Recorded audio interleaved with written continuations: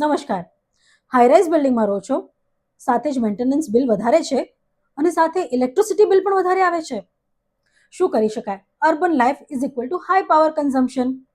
તો green building સિરીઝમાં આજે આપણે જાણીએ કે તમારા ઘરમાં અને બિલ્ડિંગમાં હાઈ પાવર કન્ઝમ્પશનના કલ્પ્રિટ કયા કયા છે. તો સૌપ્રથમ એસી, હોમ અપ્લાયન્સીસ, લાઇટ્સ, સાથે જ બિલ્ડિંગમાં પમ્પ્સ અને લિફ્ટ્સ.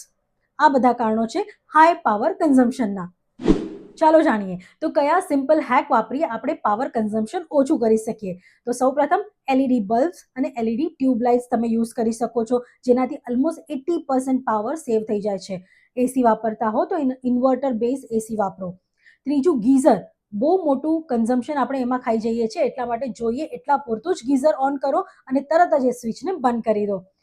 ત્યારબાદ તમે રેફ્રિજરેટર દરવાજો ખુલ્લો મૂકીને ઘણીવાર સુધી બધી વસ્તુઓ કાઢતા હો છો, એ આદત ભૂલવી પડશે અને તરત જ ડોર બંધ કરવો પડશે.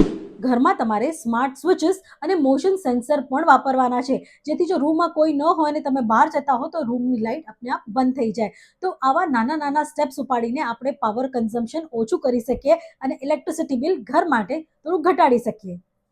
હવે સમજીએ કે હાઈરાઇઝ બિલ્ડિંગમાં સોસાયટી લેવલ ઉપર આપણે પાવર કન્ઝમ્પશન કઈ રીતે ઓછું કરી શકાય. તો સૌપ્રથમ રૂફટોપ પર એટલે કે ટેરેસ ઉપર સોલારનો ઉપયોગ કરીને કોમન એરિયાઝની જેટલી પણ લાઇટ્સ છે એમાં આપણે સોલાર એનર્જીનો ઉપયોગ કરી પાવર કન્ઝમ્પશન ઓછું કરી શકાય છે. બીજું, લિફ્ટ્સ છે, પમ્પ્સ છે, અમુક એસીસ છે, એ બધા આપણે વીએફડી મોટર્સનો ઉપયોગ કરીને ત્યાં આપણે પાવર કન્ઝમ્પશન ઓછું કરી શકાય છે. ત્રીજું, સેન્સર બેઝડ પાર્કિંગ લાઇટ્સનો ઉપયોગ કરી શકાય અને સાથે જ એસટીપી ઓટોમેશન કરીને પણ પાવર કન્ઝમ્પશન ઓછું કરી શકાય છે. પાવર બચાવવું કોઈ રોકેટ સાયન્સ નથી. રાઇટ હેબિટ્સ અને સ્માર્ટ ટેકનોલોજીથી આપણે ઇલેક્ટ્રિસિટી બિલને ઓછું ચોક્કસ કરી શકીએ છીએ. તો તમે કઈ રીતે વીજળી બચાવો છો એ અમને કમેન્ટ કરીને ચોક્કસ જણાવજો. અને આવી ઇન્ટરેસ્ટિંગ માહિતી માટે ફોલો કરો મિડ ડે ગુજરાતી અને રિયલ સ્ટેટ ઓફ રિયલ એસ્ટેટને.